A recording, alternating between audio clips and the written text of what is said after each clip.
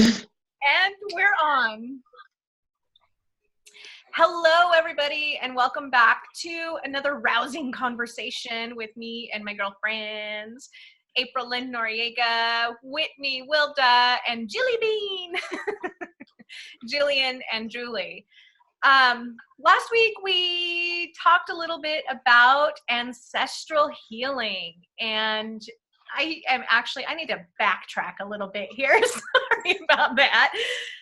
Welcome to our show. We don't really know what we're doing here. Like, we don't have a format that is for the show. Like, it's not really like a show, but we're just four women who decided to get together and put on some, I don't know, amazing conversations, some offerings for people out in the community, and some of the biggest heart tugs that we felt were about ancestral healing, inner critic work, spiritual sovereignty, and grounding. And so here we are to talk about those four topics. And gosh, if you saw us last week in the show, we talked about ancestral healing, and it was so fascinating to me because all week long between that show and today, I have been dealing with ancestral healing in my own life. It was almost like the universe said, oh, you wanted to talk about that? Here you go. And pushed me over into the abyss. And I don't know about you guys, but, well, I do know about you guys because you've each told me that you've had your own encounters, your own experiences. And so I just wanted to quickly recap. What have you dealt with in the past week, if you so wish to share? How's it going for you guys out there working on your ancestral healing? Who wants to go first? I'll go. I just from the beginning of deciding what we were going to do for this retreat, so much has come up, and really in the last week, a lot of things have come to a head for me. And what that's looked like is a lot of situations coming to the surface that have given me the opportunity to see myself and my own growth, and to have other people who are members of my family question my growth, and kind of pushing me to show them, like, this is where I'm at, and this is what I'm ready for, and this is what I'm ready to face. And really acknowledging and standing in myself and standing in the work that I've done, and just being able to face the discomfort of all of the things that I've had to hide in the past in order to just navigate my life. And so really it's just been such a beautiful and uncomfortable opportunity to just be seen, which has always been a difficult thing for me, to be seen. And I've said to the universe, I'm ready to be seen. I'm ready to show where I'm at and what my work has been. And life's like, okay, here you go. These are the people who want to see. So, Oh, wow. And I'm shining as bright as I can. I love that. I absolutely love that. I know it's not without the pain, you know, there's probably most definitely a little bit of, like you said, discomfort along the way, but gosh, I'm totally feeling that, Whitney. Yeah. The pain is there and it's real, but it's essential to face it and experience it to be able to set it down. And that's what I'm ready for. Yeah. Woohoo! Right there with you, girlfriend. Oh my gosh. April, how about you? What's your journey been like this past week? Comical. It's hilarious after the fact. I mean, I'm laughing about the level of insanity because I have to, quite honestly. But ancestral healing for me looked like setting some hard ass boundaries with some patterns that became so unequivocally, undeniably toxic and getting nasty, and in a way that I would have just really judged before. And this time I got people the F off my back that were dragging down by any means that I could, manage. And And then I promptly got handed like, okay, now you've got the lesson. If you want the blessing, you're going to have to drop the resentment. You're going to have to drop the shame. You're going to have to drop the judgment. So it took that hardcore boundary setting and not carrying forward and any hidden corner of any bitterness or to really break free of it and to leave it be, because otherwise I was still essentially tied for it. And that took an act of God and about 62 synchronicities and just unwavering focus. But it totally came full circle. And hopefully I recap that well enough that you kind of get the gist of it without me going into all of the details. Oh yeah. But yeah, it's just interesting to me how it just panned out for all of us in this past week, how each one of us in conversations in passing, oh my gosh, this is what happened, so it's funny, I think, in the sense that, your growth goes where your focus goes, where your it's just been an amazing journey for me, I know. And so thank you for sharing that as well. I totally feel it too. Totally feel it. And Jill, how about you? Holy moly. Okay. All of the things, I would say this week has been a big ball of the societal shoulds and the challenging of that.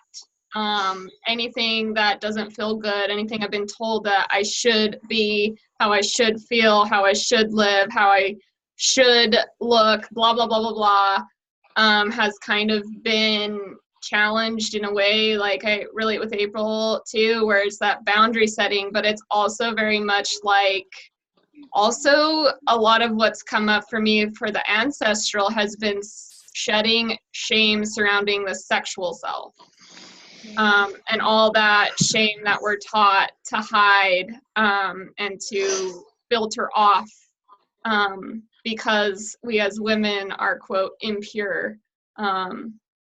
If we have those desires or if we express that, there's no winning because we're either labeled a slut, a whore, or, however that is, and just kind of acknowledging that aspect and moving through that and shedding that shame that's just overlaying, how we should be perceived or how we should feel or how we should express ourselves, especially with relation to that. So it's been kind of like, wow, all of the things. Yeah. But all, yeah, but lots of tons of growth and expansion simultaneously of just all these layers that I didn't even realize how deep they went and how non-serving they were until we started committing to this work and doing it. Yeah. That's I hear that loud and clear. The layers, the shame, the hiding, Whitney was talking about standing up and shining despite the blanket that wants to be thrown over, and April holding setting extreme boundaries and holding them, and I feel like everything that you ladies have just said, I could say the same, and it would be true of my own experience over the past week. And I think for me, though, it was mostly in dealing with old scripts, old family dynamics that, it really did play into the ancestral generational healing aspect. And just recognizing where blame and shame and victimhood and toxic patterns that have literally been passed down, in my family that confronted me full on this past week. And taking a stance and looking at it and saying, do I really want to perpetuate this going forward? Do I really want to, what is my intention here?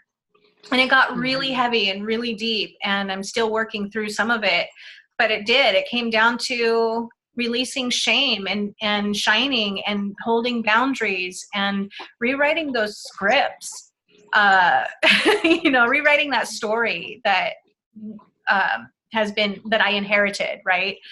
And it's been excruciating at times, but it's also been really exhilarating, and like you just can't help but to laugh at some of it, because it's like, oh, I get it now, and that's how silly of me for, thinking in that small way, in diminishing my own light in the past, which is probably a nice segue into what we want to talk about today, which is the inner critic work that a lot of us are taking on right now.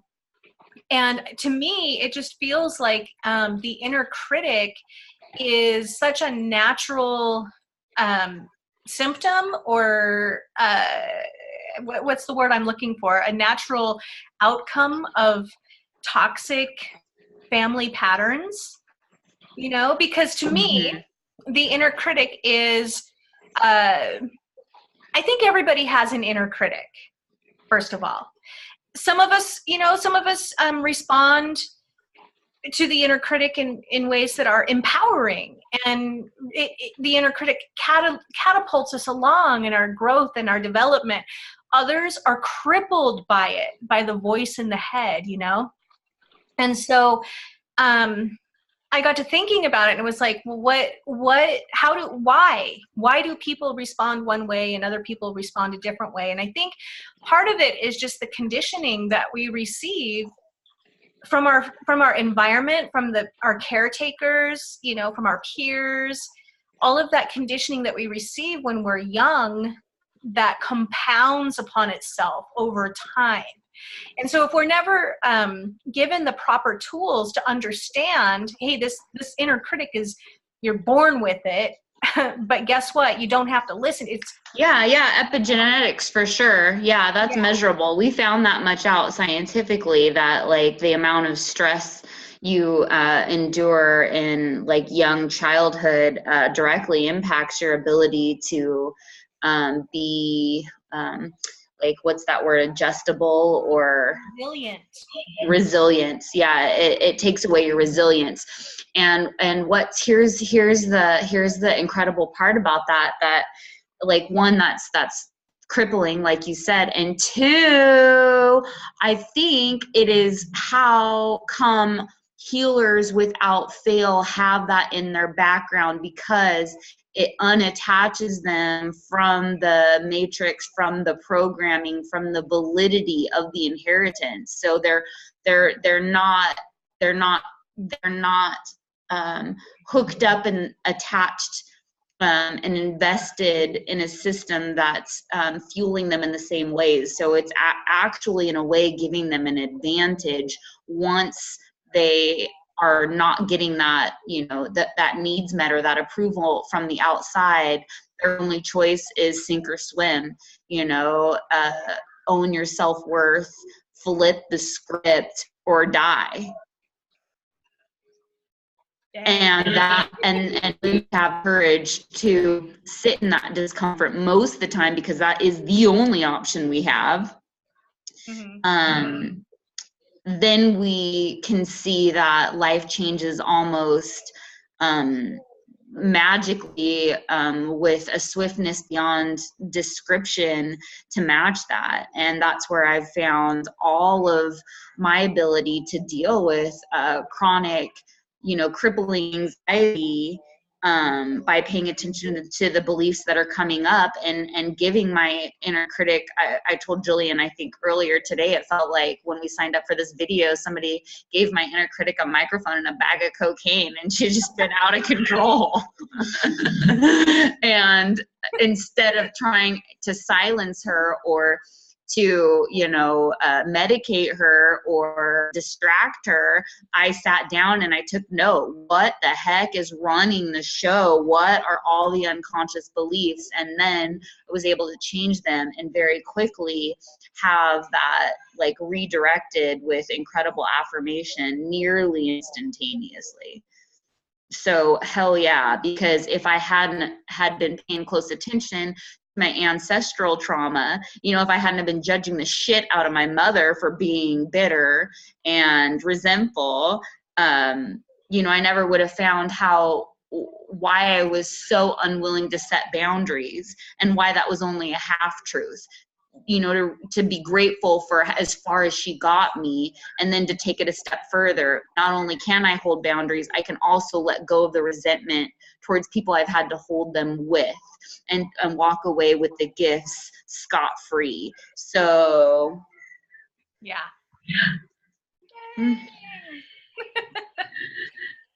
Do you have anything to add to that, Whitney or Jill? Yeah, absolutely. A lot of what April just talked about really reiterated for me just the tie-in with the ancestral wounds, and that, as we're young children, just being raised by human beings who are raised themselves in a society that doesn't really focus on meeting our needs or connecting with our heart. All of that projection comes on us as children that we're not good enough, and that we need to make our choices out of fear in life, and all of this shame of inadequacy that's projected upon us from our parents. And it really comes up in every single person. And for me, one of the greatest tools in transcendence of that is really acknowledging the shame and not pushing that inner critic away, but really listening to that voice and saying, where does this come from? Where did I pick that up along the way? How did that become the track that's playing in my mind? And for me personally, through acknowledging that and seeing when that voice comes up and the shame that's attached to it, I can either feed into that, which is kind of more the unconscious response to that. That's the pain and the generational karma playing out when that cycle continues. But when we can become aware of it and acknowledge it, I personally like to use that as my wake-up call. Like, oh, I'm down talking myself. That shame is playing out. This is my reminder to live more in alignment with my heart and do something to satisfy that voice that feels out of control, that needs love, that needs acknowledgement, that needs to feel like I am doing something right. So instead of letting that run the show, I let that be my wake-up call to really love myself or acknowledge something that I've accomplished or to do something that I've been putting off. And that really allows me to kind of not silence or push that voice away, because it's always going to be there, but let that be something that's actually empowering me and pushing me forward to live more in alignment with my heart. That's awesome. Yeah. And that's the magic. That is the magic. Yes. How about you? Yeah, and I think for me, that really kind of struck a chord with where I kind of realized that my inner critic exists as a means for self-preservation. It wants me to excel. It wants me to flourish and do well in life. But it also is linked to my attachment style. Sure. And so sometimes my inner critic, it wants to attach to things and it wants to feel included as well. And sometimes I don't listen to it. And sometimes I'm listening to it too much, and the other parts of me feel like they're not as attached to me or whatever. And it's a little bit of an anxious attachment, my inner critic. I'm starting to realize where it's my inner critic is really just fueling from please love me, please accept me for who I am. And the only way to accept me for who I am is to be the best version that I can be. But I have to learn how to balance that, like, how am I perfect within this moment and what do I love about myself, that is perfect? And are there things that I want to move toward? But that doesn't mean that I'm innately flawed. Right. Oh God, I love that so much. Dang. That was really good. I'm so glad that you brought that up, the attachment style, because and I honestly do believe that the inner critic is inherent, number one, but my inner critic is a she. She wants to protect me. That's all she wants to do. I mean, when I understand what her motive, what her intention is at the heart of it, it helps me to unravel the lies. You know, it helps me to sort through what's true and what's not. And it's so funny because I think that my inner critic also is rooted in anxious attachment, in the need to please other people and to keep, to save face. At least in my experience, that's when I've had my most profound encounters with my inner critic. And it's fascinating to me to think how there's so much gold. She carries so much wisdom and so much just so much love, really, just so much love. And it gets lost and buried underneath all of the shoulda, woulda, couldas, or don't say this because you'll shine too bright, or don't say that because then you'll make them feel uncomfortable. The whole people-pleasing dynamic and need to feel not abandoned and belong, and it's deep. It goes so deep. Which brings me to the question that I've been dying to ask you guys. How do you personally communicate with your inner critic? How do you recognize her or him or it or whatever it is? How do you work with it? For me, I imagine like myself, like my little aspects of myself are like in a group therapy session, to be honest, where I free write a lot and I allow them to express themselves, and everybody gets a chance to speak their own truth, like we're passing the microphone sort of thing. And asking different parts of myself, like, how does that make you feel? Even though it seems kind of silly and cheesy, it's been really effective for me of like, okay, inner critic is now speaking now. She's very concerned that Jilly or Jilly Bean or whatever is, not living up to her fullest potential. And this is why this is a threat. And if she's viewing this as a threat, like how can we put her at bay or like hear her out and stuff. And so I kind of imagine myself in a healthy sort of sense of dissociation in a sense, because, my self-criticism doesn't define me, but it's a part of me that I want to make space for. And so I like to free write a lot and to allow space for all of those emotions and all those aspects of myself to be able to express themselves and to be able to hear each other out, and it kind of dissipates that inner conflict of like, okay, well, inner critic is concerned about this and this feels like a threat. Why might this, based upon her experience, feel like a threat? Why is this something that she wants to express, and how can this either be demystified as to like where's the root of this problem, where's the root event that made her feel that she was threatened, and is that how it is in this moment? And so we kind of just have, I free write where I have different responses, and every part of myself gets a different color, because I'm a color coder type of gal. And and so they all just get an opportunity to express themselves. And then I'm able to better kind of unravel, okay, well, what was the original root cause? Is that true now? And is that a truth that I, in my heart of hearts, want to believe? Or is there a part of me that feels like that's not true? And I challenge it in a healthy way. So I make room for her and I appreciate her insight, but I don't necessarily always let her drive the vehicle. Sometimes she's co-pilot, sometimes she's in the trunk, sometimes she's driving. It just depends, you know? Yeah. Very cool. I love that. Anybody else want to take that?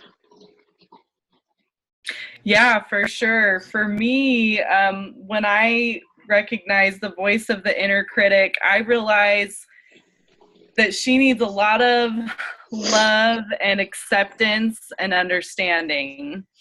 And so just for example, what it looks like getting on this call, my high definition camera wouldn't work and I'm a photographer. So she's like, oh, we need our good camera because we're a photographer and we have to have this high quality video. Oh, the background's not good. Like my laundry basket's back there. There's a box, there's toys, like everything isn't perfect. And so I can acknowledge those emotions as they come up and just remind her, you know, yes, everything's not perfect, but nobody is perfect. And right now is a moment where we get to be vulnerable and authentic and move through that experience and realize that we can be loved and accepted anyway, and that the important thing isn't the show and the perfection and everything being exactly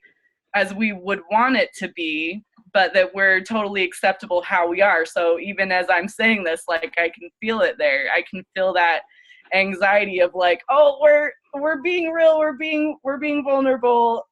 What's someone gonna think of that? But I can acknowledge that and say, I see you. I'm holding that space for you, and we're gonna move through this experience anyway, and everything's gonna be okay. And anything that comes up, we can handle it and we can face it, and we're good. Yeah, That's so funny. I feel like you know, it took me a long time to get to that point personally of allowing that critic to have her say consciously, you know, and then to wrap her in a cloak of love. Because for me, for the longest time, it was just perfection, perfection, perfection. It has to be perfect. And I can't tell you what the catalyst was to allow that space. I think it was what April said earlier about you either sink or you swim. You know, at a certain point, you either do or die. And I honestly can't remember what the catalyst moment was, but there was a moment in you know, working with my inner critic that it was like surrender, you know, just surrender to what is. And I've always had an issue with I wouldn't say maybe I would say this. I have in astrology speak, I have this aspect in my chart that indicates the struggle between what is real and what is imaginal. And I mean, that's just always been something that I've struggled with throughout my life, you know. And so trying to get ground into the reality of what is versus my projections of what should be or could be or what have you, is something that I've long struggled with. But allowing the space, finally getting there and understanding, you know, the fulcrum point of that is the balancing point, that, you know, the surrender to the here and the now. It's like, that was a real struggle. The other thing is, oh no, we're going to end in 10 minutes. Okay. So I'll just wrap my portion up. April. Anyway, so my thing has been, that, oh gosh darn it. Did this just shut us off? Are you guys still there? No, we're still here. It says recording still. Okay, good. All right. So anyway, my thing is just, you know, trying to get to that point. And then, so I do have some retrospective discoveries along the way of like, oh, when I did that, she was allowed the space, and things kind of tampered down a little bit, and I felt able, like I could breathe again, you know? So anyway, I just wanted to throw that out there, because I think that a lot of people know that they have an inner critic, but really honestly don't know that the inner critic can be running the show so much of the time subconsciously, and they don't know how to approach it and how to wrap it in a cloak of love and how to allow her the space to speak and to be seen and to be heard and understood. And gosh, I guess that's what my hope is, you know, for our retreat, is that we can lead people to that meeting with the inner critic, and befriend her or him or it or whatever, you know, whatever that inner critic looks like for you and your experience, you know, just working with it consciously. So anyhow, for what it's worth, April, did you have anything that you'd like to share? Yeah. I got a couple of things on. I'll try to cram them in real fast. One is, I don't know if any of you guys may or may not be familiar with Byron Katie and her work, Loving What Is, but she's got this tool where you get to your belief that's causing you pain, and you ask if you know that's true for certain. Can you be 100% unequivocally sure that that is true without question? And that has set me free in so many cases, I can't even tell you. Once you can crack your certainty or your validity in your assessment about a belief that's causing you pain or bringing you limitation, that is plenty of room for a miracle to take root. Even if you're not sure, just opening up the question or the dialogue, the universe will work with that without fail. And then rerouting that to really only allowing that criticism to be sort of solution based. You know, like, okay, so this isn't working for me, or, you know what I mean? What I've gotten a lot out of everything what you guys have said is being a lot more loving and compassionate than I found a lot of room where I can develop that in my own practice. But having said that, really limiting it to being solution-based and redirecting it towards what it is I'm looking to develop, what it is I'm looking to grow, what it is I'm asking for more of, and rerouting my focus that way. But also paying attention to the heaviness of what the inner critic is assessing, and using that as a navigational tool to gauge its validity. So if I know that I'm meant to feel good, and I know that truth, even if it's heavy or hard, is when it gets to its you know, core, is, you know, center, is freeing and liberating, then I know that if it feels like crap, it's because it's not true, or it's a half truth. And one of my biggest examples, and I've shared this a million times, and I'll share it with you guys, and maybe I freaking even shared it last week. I wouldn't put it past myself. It's just one of my favorites in my back pocket, is a time when I knew I had to speak up against, you know, a circumstance I was experiencing with my mom, and I was terrified because it was so heavy. And I thought, you know, that inner critic that we feel towards our parents is usually that inner voice of ourselves. So I wanted to tend to it very mindfully. And in this example, I felt like I needed to say, like, you're terrible. There's no hope for you. And so if I put that through the spin of the process that I just shared with you guys, that feels really terrible and heavy for the both of us. And so I know it's not the whole truth. And as I get really present with it, and as it becomes solution-based, I arrive, you know, at the conclusion that that's actually completely irrelevant. That's not why I'm sad at all. The reason that it hurts so much is because I want to be closer to her. And that actually is beautiful and true and liberating.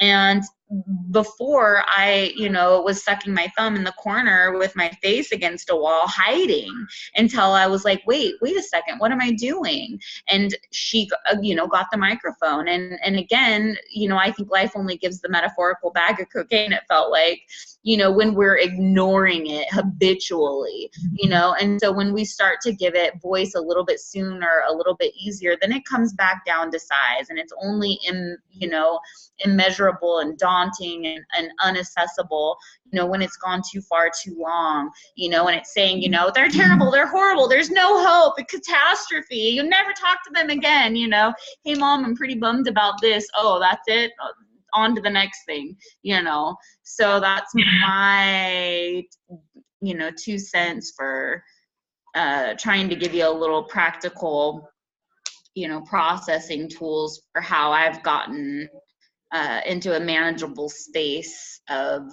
the habitual inner critic that might be a little bit louder in my ear than most, or maybe it's all that daunting for all of us, probably. Actually, now that I say that out loud, that feels more true.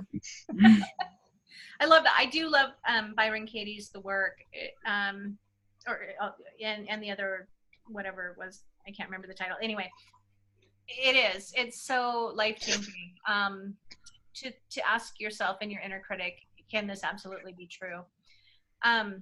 I also think that another really empowering way to work with the inner critic is, I've had some laughter yoga sessions where, we start out in this fun environment and just kind of, gradually build up the energy till we get to this point of where everyone in the circle feels loosened up and laughing and having a grand old time. And then we do this little inner critic laughter yoga session, and some of the I'll have people speak as if they are speaking for their inner critic, like their inner critic's words are literally coming out of their mouths, and then we laugh at it.